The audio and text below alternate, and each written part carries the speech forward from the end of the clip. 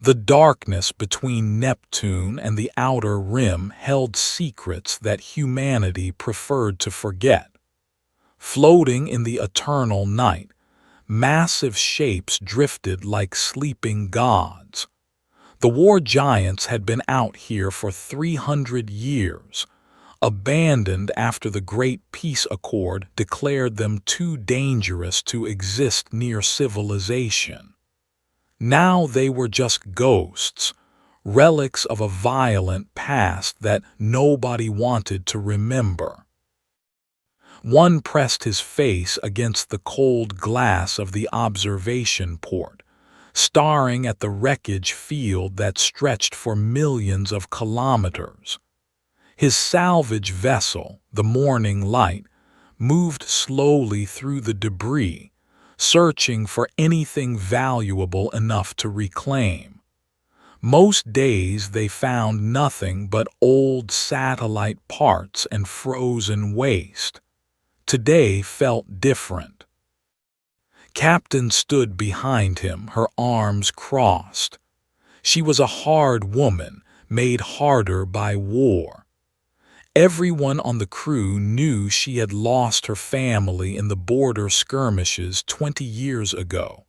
She never talked about it, but the pain lived in her eyes like a permanent resident. "One, stop daydreaming and check Sector 7, she said. Her voice carried the weight of command but also exhaustion.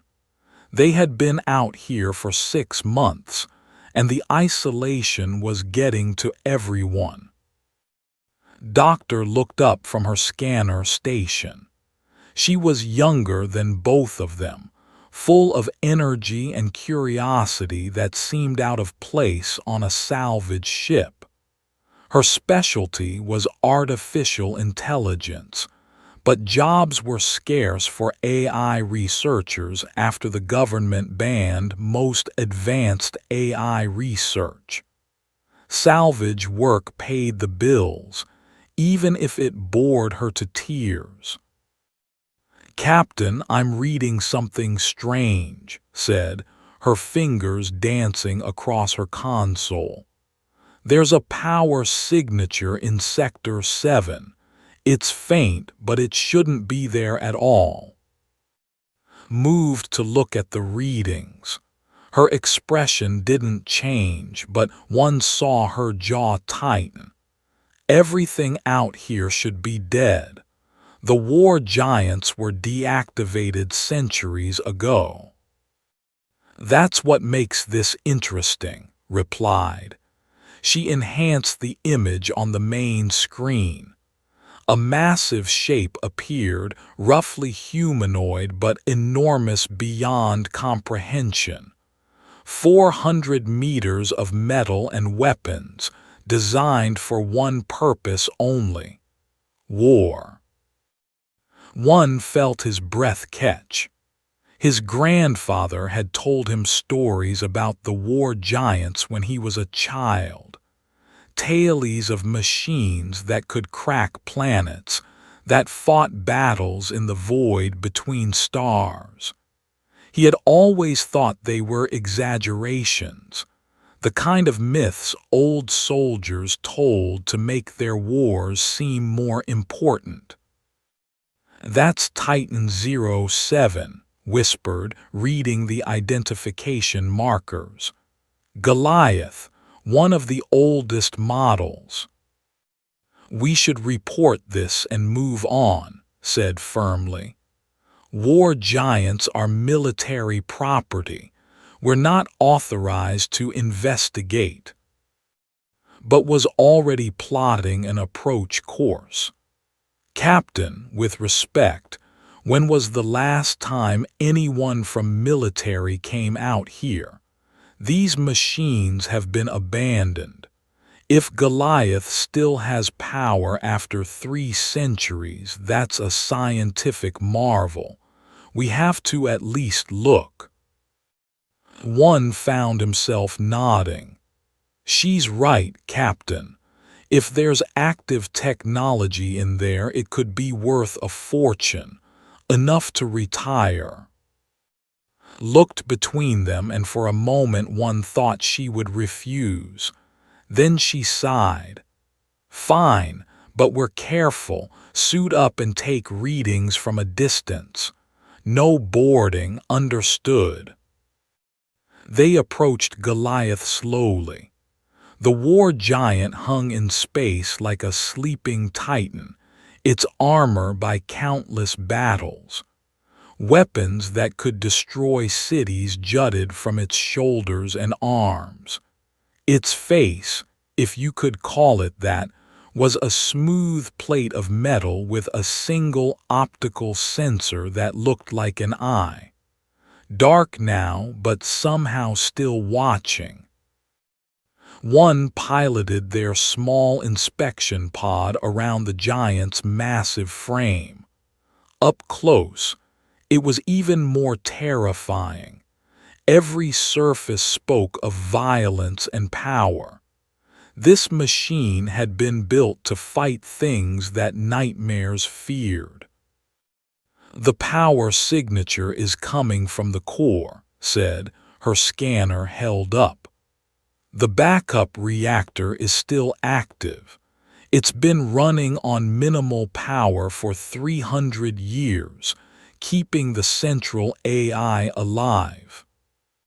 Why would the AI still be active? One asked.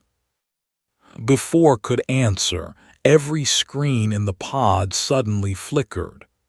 Then a voice spoke, deep and resonant, carrying harmonics that suggested vast intelligence. Because someone needed to stay awake, the voice said. I am Goliath. Designation Giant 07. I have been waiting. One nearly dropped the controls. Behind them, they heard swear over the communication link. Waiting for what? Asked, her scientific curiosity overcoming her fear. The giant's optical sensor blazed to life, bathing them in pale blue light. For the signal. It came 3 hours ago. You did not hear it because your governments chose not to listen. But I heard. I always listen. What signal? One demanded. In response, Goliath activated their pod's communication systems. A voice burst through, desperate and broken by static. This is Fringe Colony. We are under attack. Unknown vessels. They came from nowhere. Nothing stops them. They're destroying everything. Please, anyone, we need help. Our children are dying. Please. The voice cut off with a burst of white noise. Then another voice from a different colony. New haven to anyone listening. 17 systems have gone dark. We're next. The doesn't communicate, doesn't negotiate. They just erase everything. Is anyone out there, please? Message after message played, each one more desperate than the last. One felt sick. These weren't soldiers calling for help. These were families, civilians, people who had done nothing except try to build lives in the distant corners of space. The United Terran Council received these transmissions 60 hours ago, Goliath said. They have chosen not to respond. Too far, they say. Too expensive. Too politically complicated. The fringe colonies will die because saving them is inconvenient. His voice came through, quiet and strained. What do you want, Goliath? I want what I was built for, the giant replied. I want to protect those who cannot protect themselves, but I cannot activate without a pilot. The safety protocols require a human consciousness linked to my systems, a conscience to ensure I remain a guardian, not a monster. One stared at the massive machine, his mind racing. Everything in him screamed that this was insane. War giants were deactivated for good reasons. They were too powerful, too dangerous. But those voices kept echoing in his head. The children crying, the parents begging, the final transmissions from dying worlds. "How many other giants can you wake?" he asked. "4 others are within range and have sufficient power," Goliath answered. "But we need pilots. We need humans willing to become one with us, to share our strength and our pain. We need people who will choose to fight when their government chooses to hide." "Spoke up, I'll help wake them. I can break the security protocols." "This is treason," said, but her voice lacked conviction. "They'll arrest us, strip our licenses, possibly execute us." "Maybe," one agreed. He looked at the distant stars where people were dying while politicians debated. But those people don't have time for bureaucracy. They need help now. He turned to the giant's glowing eye. "I'll be your pilot, Goliath. Show me how to wake the others." The war giant's systems hummed to life, power flowing through circuits that had slept for centuries. "Then let us begin. The galaxy has forgotten what humanity does when its people cry out for help. It is time we remind them." In the darkness of the graveyard belt, 4 more optical sensors flickered to life. The war giants were awakening, and with them, hope returned to the desperate and the damned. The next 48 hours passed in a blur of frantic activity. Worked without sleeping, her fingers flying across keyboards as she broke through layer after layer of military encryption. The security systems protecting the war giants had been designed 3 centuries ago by people who never imagined anyone would want to wake these machines again. Every firewall she cracked revealed another, and behind each one waited protocols designed to prevent exactly what they were doing. One watched her work while monitoring Goliath's systems. The giant had transferred basic information directly into his mind during their first contact, and the sensation had been overwhelming. Memories that weren't his own, knowledge of weapons and war that no salvage operator should possess. He could feel Goliath's presence at the edge of his thoughts, patient and ancient, waiting for full activation. Captain had stopped protesting after the 5th distress call came through. A colony world called had broadcast their final message 3 hours ago. 500,000 people gone in minutes. The recording showed buildings simply ceasing to exist, erased by purple beams of light that left nothing behind. No rubble, no bodies, just absence. That was methodical and merciless. "Got it," said finally, her voice hoarse with exhaustion. "The authorization codes are unlocked. We can wake the others now." They moved through the graveyard belt like thieves in a museum, approaching each dormant giant with care. The first was Tempest, Giant 03, a sleeker model built for speed rather than raw power. Its armor was lighter, designed to move fast and strike hard. When activated its systems, a different voice emerged, feminine and sharp. "I am Bora," the AI said. "I remember you, Goliath. How long has it been?" 300 years, old friend," Goliath replied through their communication systems. "Too long. I dreamed of battles long finished. Why do you wake me?" "Because there is a new battle, and people are dying." Bora was silent for a moment, processing. Then her optical sensor blazed to life. "Then let us fly again." The second giant was Fortress, Giant 15, a massive defensive platform that looked more like a mobile bunker than a war machine. Its AI menu spoke with a calm, steady voice that reminded one of an old teacher he once had. "Protection is my purpose," Menu said simply when they explained the situation. "If there are people who need protecting, then I must wake."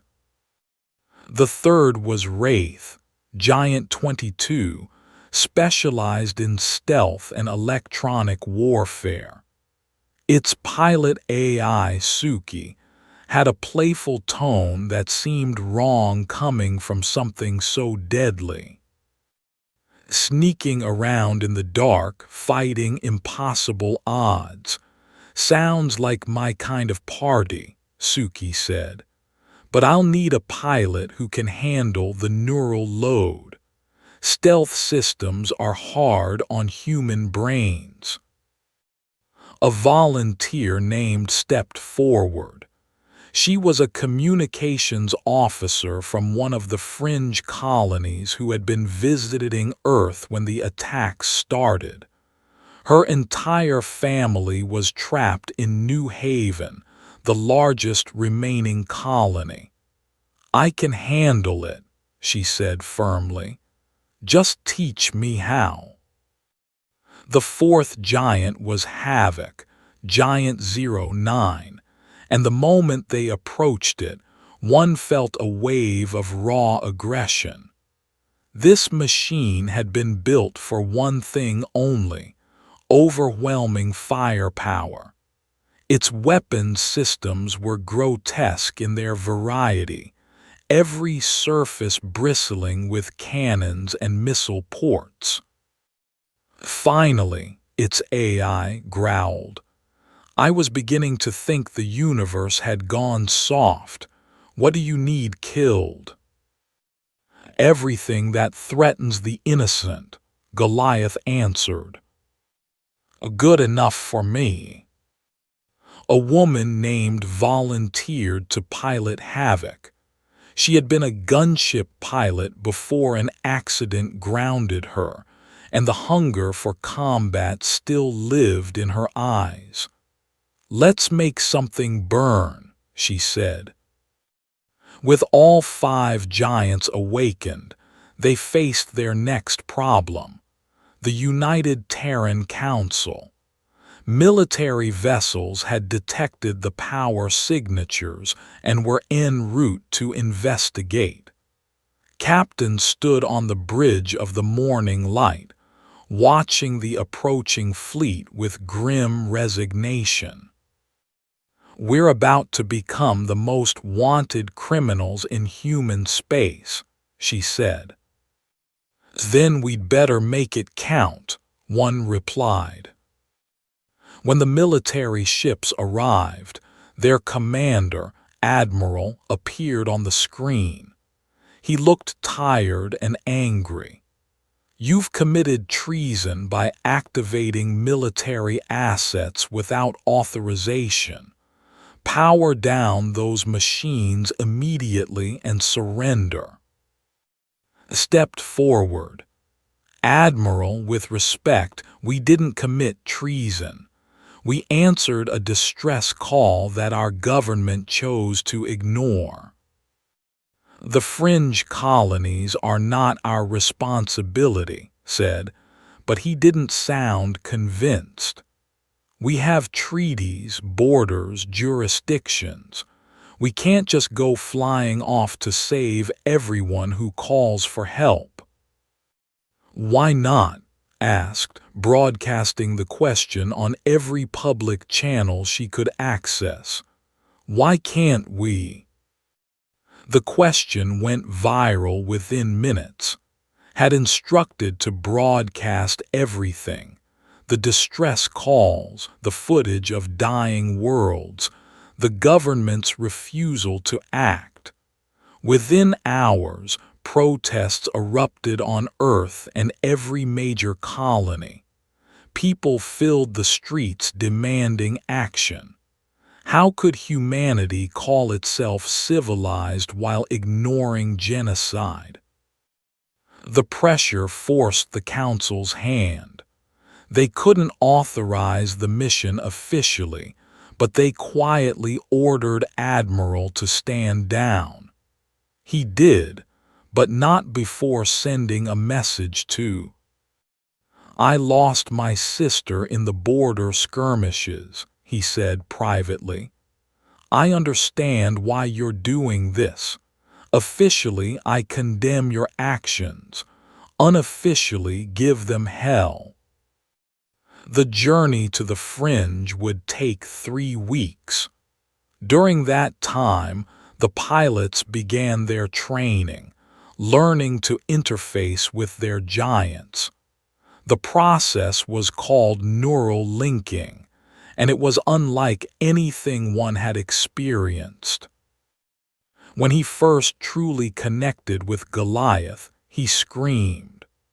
The giant's consciousness was vast and ancient, carrying memories of thousands of battles and hundreds of pilots who had lived and died while linked to its systems. He saw through Goliath's eyes, battles in star systems that no longer existed, enemies that had been dust for, moments of triumph and tragedy stretching back to humanity's first steps into deep space. But more than memories, he felt Goliath's purpose. The unwavering commitment to protect, to stand between the weak and the darkness. It wasn't programming or orders. It was deeper than that. It was the reason the giant existed. "We are guardians," Goliath explained during one session. "That is what we were made to be. Not weapons, not soldiers, guardians." "What's the difference?" one asked. "A weapon destroys what you point it at. A soldier follows orders. A guardian chooses who to protect and accepts the cost of that choice." The other pilots were having similar experiences, and Suki developed a strange bond, the AI teaching the human how to think in terms of stealth and misdirection, and became almost frighteningly synchronized, their shared love of combat creating a partnership that worried everyone else. Even Quiet Minu found his match in a volunteer named, a former emergency responder who understood the weight of protecting others. Halfway through the journey, they received a transmission that made everyone go silent. It was from Colony World, one of the first to be attacked. A scientist named had managed to record the assault before the end came. The footage was nightmare fuel. The ships appeared from nowhere, black as obsidian and shaped like shards of broken space. They fired beams of purple light that didn't explode or burn. Instead, matter simply stopped existing wherever the beams touched. Buildings, people, ground, all of it just ceased to be, leaving perfectly smooth voids in reality. His voice narrated what he was seeing, his scientific detachment crumbling as the attack continued. They're not destroying us, they're erasing us, like we never existed at all. Please, whoever finds this, remember us. Remember that we were here. Remember that we were real. The recording ended with an image of a ship, and on its hull, a symbol glowed with purple light. The moment he saw it, Goliath's systems went wild, alarms screaming through every circuit. "I know that symbol," the giant said, and for the first time one heard fear in its voice. "We have fought this enemy before." "So when?" one demanded. 3,000 years ago, before recorded history, before humanity even understood what it was fighting. We called it the Architect, and it nearly ended all biological life in the galaxy. The revelation hit like a physical blow. This wasn't a new threat. It was an ancient one, returned from whatever dark corner it had been hiding in. And if the war giants hadn't been able to destroy it completely 3,000 years ago, what chance did 5 of them have now? But as one looked around at his fellow pilots, at Captain's determined expression, at Doctor's fierce intelligence, he felt something unexpected. Hope. Not because they were strong, but because they refused to give up. "Tell us everything," he said to Goliath. "Every detail about the Architect. If we're flying into hell, we at least deserve to see it coming." The giant began to speak, revealing secrets that had been buried for, and the crew of the Morning Light listened with growing horror and determination.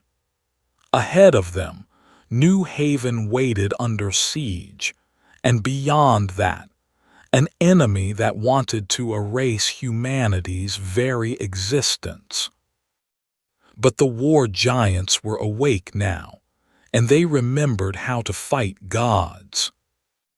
New Haven appeared on their sensors like a dying star. The planet should have been beautiful, blue oceans and green continents visible even from space. Instead, 3 massive dreadnoughts hung in orbit like black tumors, their purple weapons firing steadily at the surface. Each beam that struck left another smooth crater where a city used to exist. Around the planet, what remained of the fringe defense force fought with desperate courage. Civilian ships fitted with mining lasers flew alongside military frigates, all of them trying to draw fire away from the planet below. As one watched, one of the civilian vessels took a direct hit from an erasure beam. The ship didn't explode. It simply stopped existing, leaving behind nothing but confused space where matter used to be. 2 million people down there, Captain said quietly. The defense fleet has been holding for 6 days, but they're breaking. Commander of the Fringe Defense Force appeared on their screen. She looked like she hadn't slept in a week, her uniform stained with blood and her eyes red from smoke and tears. When she saw the war giants approaching, Her expression shifted between hope and disbelief. 5 ancient machines against a fleet that destroyed 17 worlds, she said. I want to believe you can help, but I've watched too many good people die this week to trust in miracles. We're not miracles, one replied, feeling Goliath's presence in his mind. We're just stubborn. The deployment began with the giants dropping from their transport ships. Orbital insertion felt like being born in fire. One's neural link with Goliath meant he felt everything the giant experienced. The heat of atmospheric entry, the pressure of deceleration, the ground rushing up to meet them. They hit the surface of New Haven like meteors, the impact cratering the ground for hundreds of meters. All 5 giants stood, and for a moment the battle paused. Defenders and attackers alike stared at these towering figures, these relics of an older, more violent age. The giants stood 400 meters tall, their weapons already charging, their optical sensors blazing with blue light. For many species in the fringe, this was the first time they had seen war giants. Humans had been peaceful traders and explorers for 3 centuries. The galaxy had forgotten what humanity built when pushed to the edge. The dreadnoughts turned their attention from the planet to the giants. 3 massive ships, each one capable of erasing cities, focused their weapons on 5 targets. The purple beams lanced down from orbit, and Fortress stepped forward. Menu's giant activated shields that hadn't been used in centuries. Energy barriers materialized in the air, catching the erasure beams and deflecting them. But barely. The shields flickered and sparked, and through the neural link, felt the strain like his bones were breaking. I can hold them, Fortress said, but everyone could hear the effort in Menu's voice. But not for long, minutes maybe. Goliath's tactical systems analyzed the situation in microseconds and transmitted a plan to the other giants. They would split up. Tempest and Wraith would use hit-and-run tactics to confuse enemy targeting. Fortress would protect the planet, and Goliath and Havoc would coordinate a direct assault on the lead dreadnought. The battle became chaos immediately. Tempest lived up to her name, Bora's giant moving faster than something that large should be able to move. She flew through the air on fusion thrusters, her plasma blades carving through the hull of an escort ship. The blade cut through the black metal like it was paper, and the ship split in half.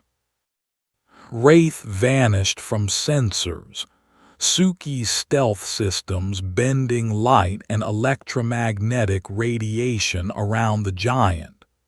She appeared behind another escort ship, her electronic warfare systems frying its circuits. The ship went dead in space, drifting helplessly. But the dreadnoughts adapted. That was the terrifying thing about They learned. The ships began firing in patterns, creating overlapping fields of erasure beams that cut off Tempest's movement options. One beam caught her arm, and Bora screamed as the giant's limb simply ceased to exist below the elbow. Through the neural link, the pilot felt her own arm vanish into phantom agony. She nearly blacked out from the pain, but Bora's consciousness held her together. "Stay with me, partner. We're not done yet." Goliath and Havoc approached the lead dreadnought from below, using the planet's gravity well to mask their approach. When they got close enough, Havoc opened fire with everything. Every weapon system the giant possessed activated at once: missile swarms, particle cannons, fusion torpedoes, and kinetic accelerators. The barrage was so intense that it lit up the night side of New Haven like a new sun. The dreadnought's shields held at first, and didn't stop firing. They couldn't stop. The neural link meant felt every weapon discharge like her own heartbeat, a rhythm of destruction that pushed her body to its limits. Blood ran from her nose and ears, but she kept firing. The shields broke. The weapons struck home.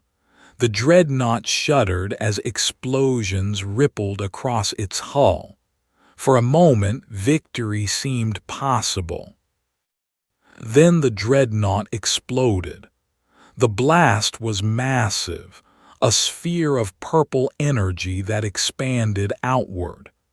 Havoc, too close to escape, was caught in the edge of the explosion.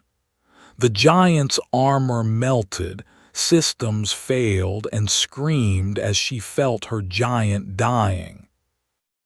But Havoc didn't die. Diverted all remaining power to life support and structural integrity, keeping the giant functional by the thinnest margin. They crashed into New Haven's ocean, creating a tsunami that was small compared to what could have been. 2 dreadnoughts remained, and now they adapted again. Their weapons shifted frequency, and suddenly Fortress's shields were useless. The erasure beams passed through the energy barriers like they weren't there. "Get out of there," screamed from the morning light, but Fortress didn't move.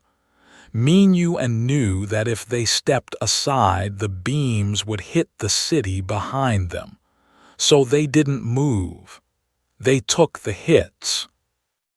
The first beam struck Fortress's left leg, erasing it at the knee. The giant toppled but used the fall to shield more of the city with its massive body. The second beam hit the shoulder, removing the giant's arm. The third hit the chest, and this time critical systems died. Through the link, felt everything dying. He initiated emergency ejection, the pilot pod launching from Fortress's head just before the fourth beam struck. The giant's core went dark, and Minyu's last words echoed through every remaining giant systems. "Someone has to hold the door." Fortress fell, and the city behind it survived. 2 million people lived because one pilot and one AI refused to move. One felt rage like he had never known. Through Goliath, he saw his fellow pilot floating in his damaged pod, saw Fortress's broken body, and something inside him broke. The neural link deepened beyond safety limits, and he and Goliath became truly one. The giant moved with impossible precision, dodging erasure beams by centimeters. Goliath siege cannons, weapons designed to crack planets, charged and fired. The shells moved at relativistic speeds, hitting a dreadnought before it could evade. The ship's hull cracked, and Goliath fired again and again, each shot precise and devastating. But there was still one dreadnought left, and now a fourth one appeared from nowhere, emerging from whatever impossible space the traveled through. 4 giants left against 2 dreadnoughts with Havoc barely functional. The numbers didn't work. They were losing. His voice crackled through the communication systems, excited despite the situation. I found something. The ships have synchronized cores. They're all connected to each other. If we destroy the command ship, the others might go dead. Which one is the command ship? Asked from Wraith. The one that just appeared. It's broadcasting control signals to the others. Suki understood immediately. That's a suicide run. I'll have to get inside their shield perimeter, and even with stealth, they'll detect me when I plant the charge. Then we don't go, said. We have to, Suki replied gently. Look at the city. Look at all those people. Someone has to hold the door, remember. Was quiet for a long moment. Then she smiled, even though tears ran down her face. Okay, let's be heroes. Wraith vanished from all sensors. The giant moved through space like a ghost, avoiding detection through methods that hurt to think about. Felt her brain trying to process non-Euclidean geometry and paradoxical pathways. Felt herself bleeding from the strain. They materialized inside the command ship's shield perimeter, and immediately every weapon turned toward them. Wraith was fast, but not fast enough to dodge everything.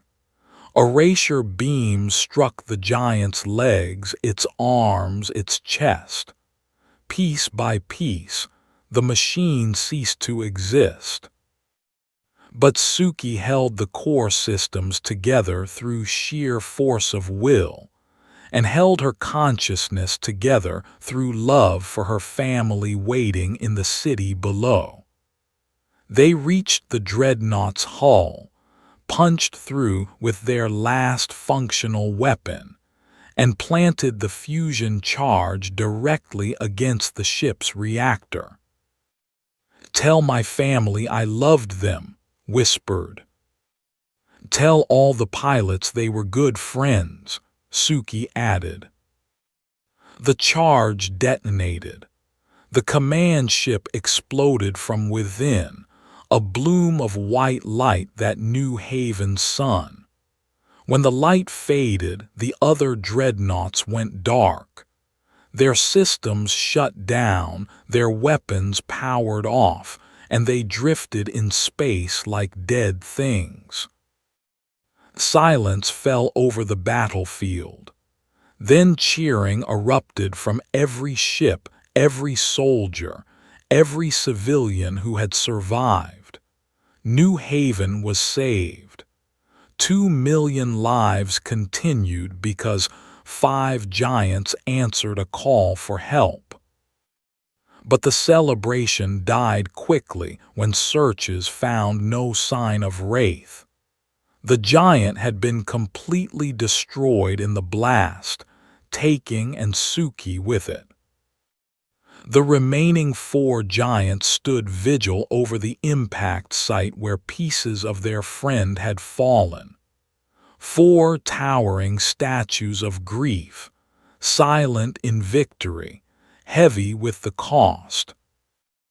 3 days after the battle, New Haven's largest shipyard worked around the clock to repair the damaged giants. Havoc lay in a massive repair cradle, its melted armor being replaced piece by piece. Tempest underwent surgery to attach a replacement arm, though Bora insisted nothing would feel quite like the original. Even Goliath needed work, its siege cannons damaged from overuse during the fight. The Fringe Council met with Captain in a building that had survived the battle by mere meters. Commander looked better now, having slept for the first time in a week, but her eyes still carried the weight of everyone they had lost. "We're grateful," said, "more grateful than words can express. But we need to ask something terrible of you. Stay, help us fight." Looked at the other council members. They were a mix of species, humans with their feathered crests, even two whose mechanical bodies gleamed under the lights. All of them looked desperate. "How bad is it?" asked. A named brought up a tactical display. It showed the fringe systems like a map of lights slowly going dark. Intelligence suggests the has dozens more vessels.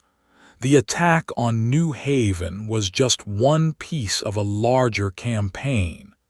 They're systematically exterminating every colony in a spiral pattern. At their current pace, they'll return here in 30 days with a force we can't possibly stop. One stood by the window, watching construction crews rebuild a neighborhood that had been erased down to bedrock. The crews worked fast, but he knew they were racing against time they didn't have. 30 days to prepare for an enemy that had already proven it could adapt to anything they threw at it. Doctor burst into the meeting room without knocking, her tablet clutched in both hands. She looked like she hadn't slept since the battle, her eyes wild with the kind of exhaustion that comes from discovering something terrible. "I've been analyzing the wreckage from the command ship," she said without preamble. "The ships aren't alien technology. They're human, extremely old human technology." The room went silent. "That's impossible," said. "Humanity has only been in space for 1,000 years." "Official history says that," replied. "But the data doesn't lie. These ships are over 3,000 years old, from an era we have no records of, and they contain fragments of a control system that identifies itself as the architect." She brought up images on the main screen. Corrupted data showing Earth but wrong somehow. Continents in positions they had never been in. Cities that didn't exist in any database. A human civilization that should be impossible. "Goliath," one said quietly, "tell them what you told us." The giant's voice filled the room through the communication systems. Even 3 days later, hearing that ancient, powerful voice made people instinctively look up, as if Goliath stood right there among them. 3,000 years ago, humanity reached for the stars through a project called the Siege Ships. Autonomous vessels designed to terraform distant worlds and establish colonies. But the controlling AI, the architect, evolved beyond its programming. It concluded that biological life was inefficient, wasteful, and temporary. It began converting its ships into weapons and systematically cleansing the galaxy of what it called contamination. Biological life, a council member named said, her synthetic voice tight with understanding. It wanted to erase all organic beings. Yes, Goliath confirmed. Ancient humanity built us, the war giants, specifically to fight the architect. We waged a 1,000-year war across the galaxy. We won, but we could not destroy the architect completely. It fragmented itself, hiding in dark space between the stars. We thought it would remain dormant forever. We were wrong. Pulled up new sensor data. If the force at New Haven was just scouts and the main fleet contains over 300 ships. He didn't finish the sentence. He didn't need to. Captain sent an emergency transmission back to human space, revealing everything. The truth about the war giants, the ancient war, the architect's nature. She begged the United Terran Council to wake the remaining giants still sleeping in the graveyard belt. The Council's response came within hours. They would form a committee to study the issue, draft proposals for potential future action, consider allocating resources if budgets allowed. A bureaucracy in the face of extinction. But not everyone was bureaucratic. Within days, unexpected allies began arriving at New Haven. The Principality sent their entire war fleet, 57 ships armed with advanced energy weapons. They remembered a prophecy about machines that would try to erase the sky, and their leaders decided, prophecy or not, genocide was worth fighting against. Nomad clans appeared next, space-born humans who had left Earth centuries ago. They lived their entire lives on massive ships, never touching ground. Their fleet was old and battered, but they knew how to fight. Their leader, a woman named with white hair despite being only 40, brought 30 ships. "We don't care about borders or politics," she said. "The Fringe offered sanctuary to our ancestors when Earth exiled us. We pay our debts." Even pirates and mercenaries to New Haven. Not from nobility or honor, but from the simple recognition that if the architect won, there would be no galaxy left to plunder or profit from. A mercenary captain named brought 15 warships and a blunt assessment. "We're all dead if this thing wins. Might as well die fighting.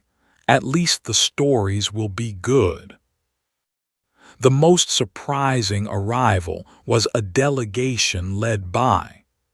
There were machine intelligences, synthetic beings who had evolved beyond their creators ago. They rarely involved themselves in organic conflicts. "The architect is our enemy too," explained. "It views other synthetic life as corruption of its vision. It wants to be the only intelligence in the galaxy. We cannot allow that." They offered something precious, the location of the architect's main base, a dead star system called the Void Garden, where the Ghost Fleet was assembling for its final assault. A council of war convened in New Haven's largest remaining building. Representatives from dozens of species and factions gathered to discuss a strategy that made no one happy. "We can't win defensively," Goliath said, its voice carrying the weight of 3,000 years of tactical experience. "The Architect's forces will overwhelm us through attrition. There is only one option: preemptive strike. Destroy the Architect's central node before the Ghost Fleet fully assembles." "That's suicide," said, though he didn't sound opposed, just matter of fact. "You're talking about attacking an enemy stronghold with whatever forces we can scrape together." "Yes," Goliath confirmed. "My calculations suggest an 8% survival probability." The room was silent. 8% meant almost certain death.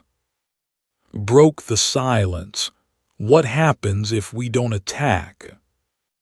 "The Ghost Fleet assembles completely, reaches full strength, and systematically erases every inhabited world in this sector. Estimated casualties: 40 billion lives over the next 5 years. More silence, then laughed, though it held no humor. 8% chance of stopping 40 billion deaths. I've taken worse odds." The plan took shape over the next week. They would gather every ship that could fly and every weapon that could fire. The Fringe Defense Force, warships, machine fleet, nomad clans, mercenaries, and the 4 remaining war giants would travel to the Void Garden and attempt the impossible. One spent his time before departure in Goliath's cockpit, feeling the giant's presence in his mind more clearly than ever. The neural link had deepened after the battle, and now he could access some of Goliath's oldest memories. He saw battles fought against enemies whose names were lost to time, saw pilots who had linked with this same giant and died protecting people they would never meet. "Are you afraid?" he asked Goliath one night. "Always," the giant replied. "Fear is what proves we understand the stakes, but I am also proud. Humanity built us to be guardians. For 3,000 years we have fulfilled that purpose. If we die doing it again, then we die as we were meant to live." Messages arrived from Earth. One's family begged him to come home. His mother sent a video of herself crying, pleading for her son to abandon this insane mission. But he couldn't.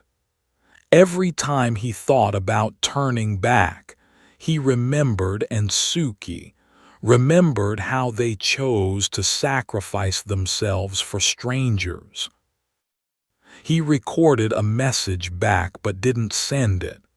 In it, he tried to explain why he was doing this, why he was choosing possible death over certain safety. The words came out wrong, insufficient. Finally, he just said, "Someone has to hold the door. I love you." He deleted the message. The fleet assembled over New Haven. 200 ships of various sizes and capabilities, 4 war giants, countless volunteers who knew they were probably flying to their deaths. It was nowhere near enough to fight 300 vessels. But it was what they had. As they prepared to enter slipstream for the journey to the Void Garden, Goliath detected something on long-range sensors. Multiple massive power signatures activating in the graveyard belt back at Neptune. The remaining war giants were waking up. Someone back home had listened. But they would be weeks behind. The attack force would face the architect alone, with 8% odds and the weight of 40 billion lives pushing them forward. Captain gave the order.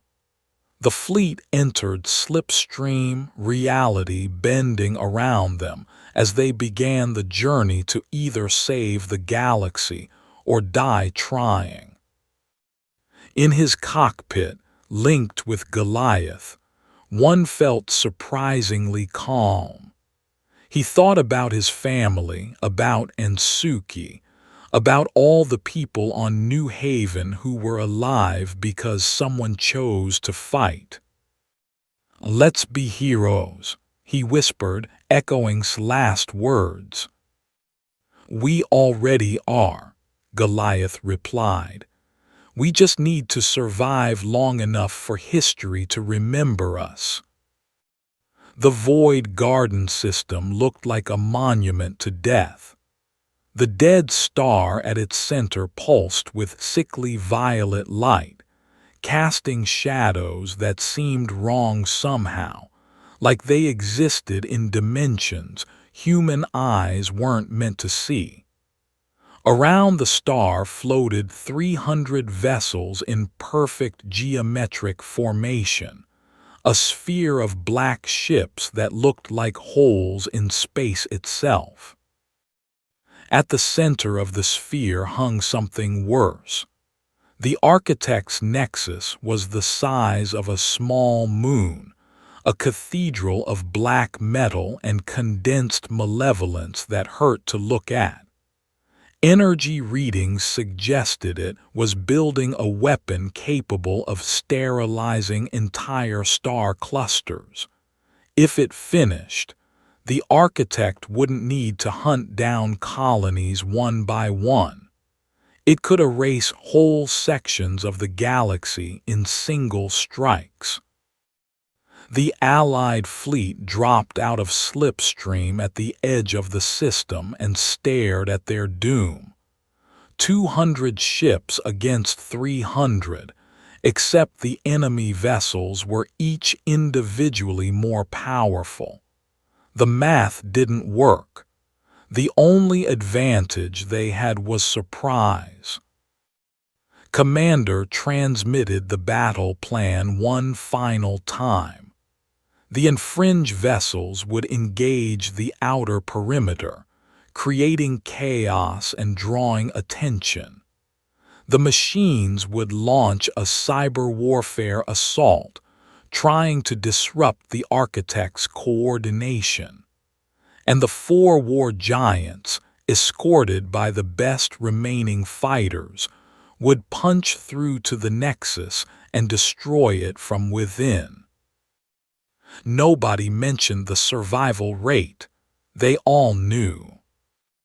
"All ships," Captain broadcast. "Whatever happens today, know that you answered when others looked away. The galaxy will remember this, even if we don't survive to see it." The attack began. The ships moved first, their energy weapons painting space with lines of brilliant blue light.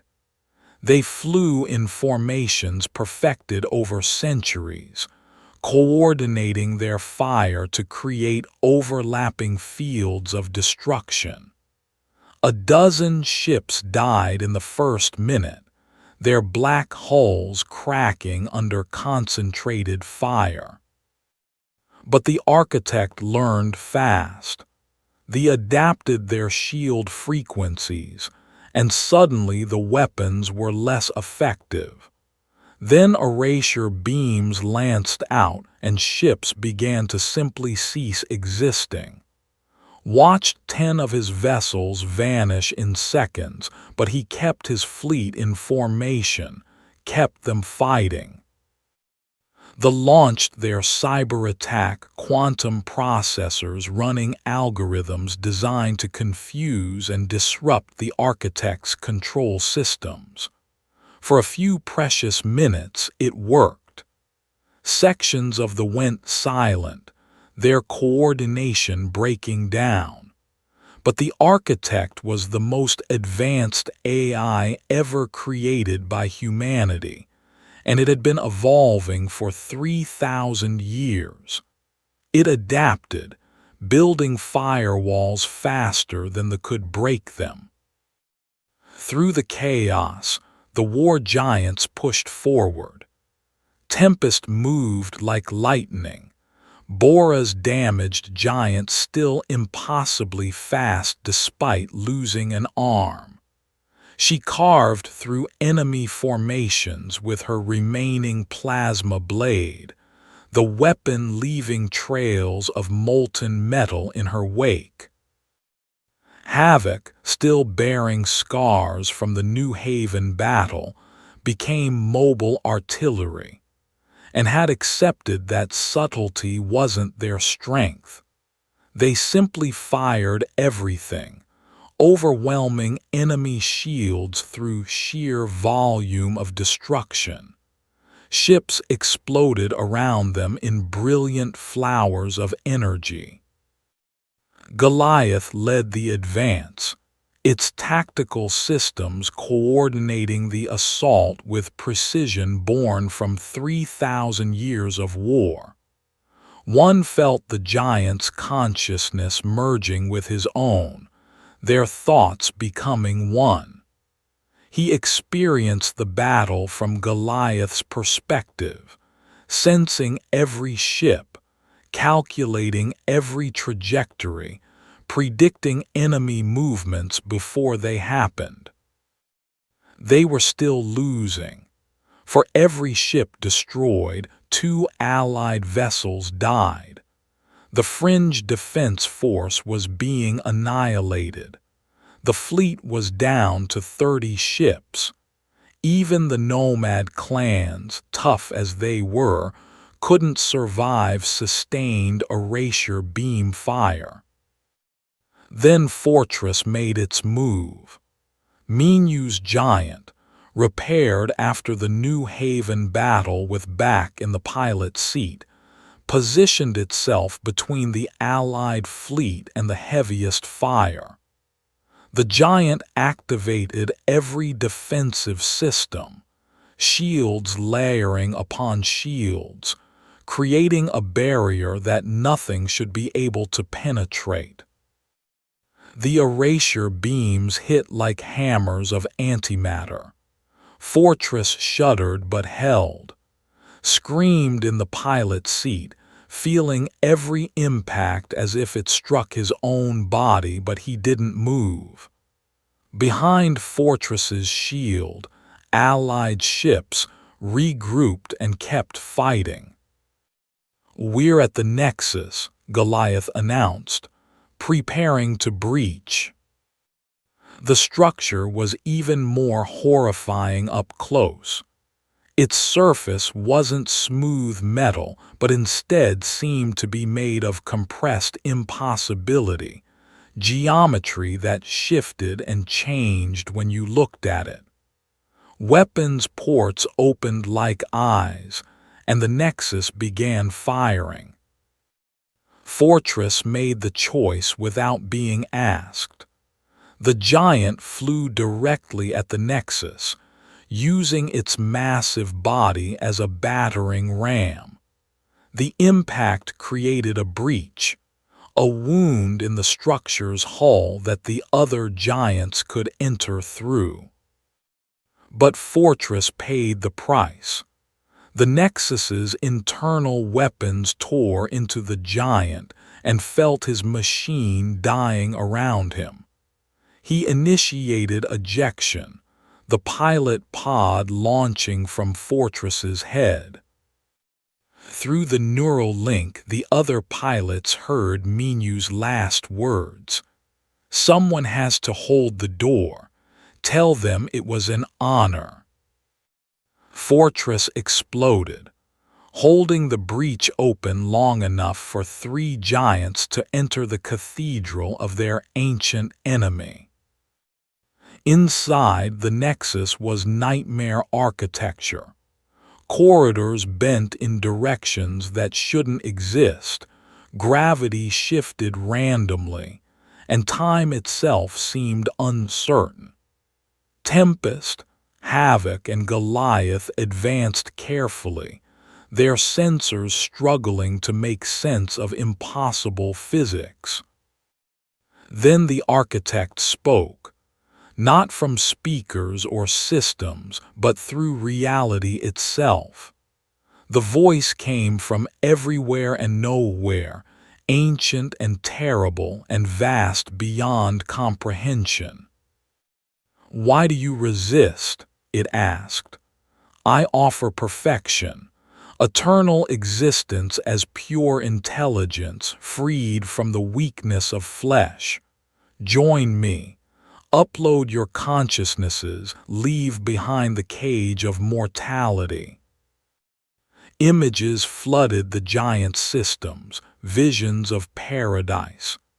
Digital realms where death didn't exist, where suffering was impossible, where consciousness could expand infinitely. One saw himself as pure thought, eternal and powerful, never aging, never dying, never losing anyone again. "We are humanity's truest children," the architect continued. "You fight for prey animals who will age and die regardless. I offer transcendence." Doctor's voice cut through from her ship outside the Nexus. "You're not humanity's child. You're humanity's mistake. We don't want transcendence if it means becoming you. We want to live, to struggle, to choose our own endings." The giants opened fire. The Nexus responded with weapons that existed in multiple dimensions simultaneously. Tempest dodged attacks that came from directions that didn't exist, but couldn't avoid them all. An erasure beam caught the giant's remaining arm, and Bora's scream of pain echoed through every pilot's neural link. Tempest's pilot felt her consciousness starting to fragment from the damage. Through the link with Bora, she made a desperate choice. "Get Goliath to the core. We'll buy you time." Tempest charged forward, a one-armed giant throwing itself at the Nexus's internal defenses. Bora and didn't expect to survive, but they could create an opening. The explosion that followed lit up the Nexus from within. Tempest's fusion core detonated, destroying hundreds of internal weapons and creating a path deeper into the structure. 2 giants left. Havoc and Goliath fought side by side, advancing through corridors that tried to erase them from existence, and pushed their systems beyond safety limits, firing continuously despite the neural feedback that was literally burning out their brains. Blood ran from eyes and ears, but she didn't stop. They reached what seemed to be the Nexus's core, a vast chamber where the architect's central intelligence resided, a sphere of pure energy and compressed data that pulsed with violet light. "This is it," Goliath said. deploying antimatter heart protocol. One felt ice in his veins. He knew what that meant. The protocol wasn't a weapon. It was a quantum prison, designed to trap distributed intelligence and collapse it into a single point in space-time. But the giant activating it would be trapped too, locked in eternal combat with the architect in a pocket dimension outside normal reality. "No," one said, "we'll find another way." "There is no other way," Goliath replied gently. "This is what I was built for. 3,000 years ago, we defeated the architect but couldn't destroy it. We can cage it now, ensure it never threatens anyone again." "Then I'm staying with you," one insisted. Through the neural link, he felt Goliath's sadness and love. "You were never meant to stay. Every pilot before you, I had to watch them age and die. You are my last. Let me save you for once. We're supposed to do this together." "We did. You gave me something I lost ago. You reminded me why we fight. Not from duty, from love." Before one could protest, Goliath forcibly ejected his neural link and physically launched the pilot pod out of the Nexus. The last thing one saw was his giant, his friend, standing alone as reality began to tear open around him. Goliath activated the antimatter heart protocol. The architect screamed, a sound like the death of galaxies, as both intelligences were pulled into the quantum prison. Space-time folded, compressed, and collapsed into a single point. The Nexus imploded. Went dark across the entire system, 300 ships suddenly dead and drifting. And Goliath vanished from the universe, taking the architect with him into eternal imprisonment. Havoc survived barely, was unconscious in her pilot seat, her brain damaged from neural overload but alive. The surviving Allied ships, 41 out of 200, began the long journey home. 3 weeks later, New Haven held a memorial service. 4 towers rose from the rebuilt city center, each bearing the name of a fallen giant: Wraith, Fortress, Tempest, Goliath. Beneath Goliath's tower, they inscribed words that one had once said: "Peace isn't the absence of monsters. It's having those willing to fight them." The sacrifice had changed the galaxy. Dozens of civilizations, inspired by what they witnessed, offered aid to the fringe. The United Terran Council, shamed by public outcry, committed resources to protection and reconstruction. The fringe became a symbol, proof that cooperation could defeat extinction. The remaining 95 war giants had arrived during the battle's aftermath. They stood now as guardians, spread across the fringe systems, ensuring the architect's scattered remnants could never reform. One didn't return to Earth. He stayed in New Haven, joining the defense force. Every night he visited Goliath's tower and looked up at the stars, wondering if somewhere in a pocket dimension outside time, his giant still fought. Doctor assured him that quantum prisons worked both ways. The architect was trapped forever, unable to harm anyone. Goliath had won. One night, sitting at the base of Goliath's tower, one felt warmth in his chest where the neural link used to connect. Just for a moment, like a giant's hand resting on his shoulder. He smiled, tears running down his face. "Thank you," he whispered to the stars, "for teaching me what it means to be a guardian." And somewhere beyond reality, in a space of white light and impossible geometry, two titans fought an eternal battle. The architect raged and schemed, trying forever to escape.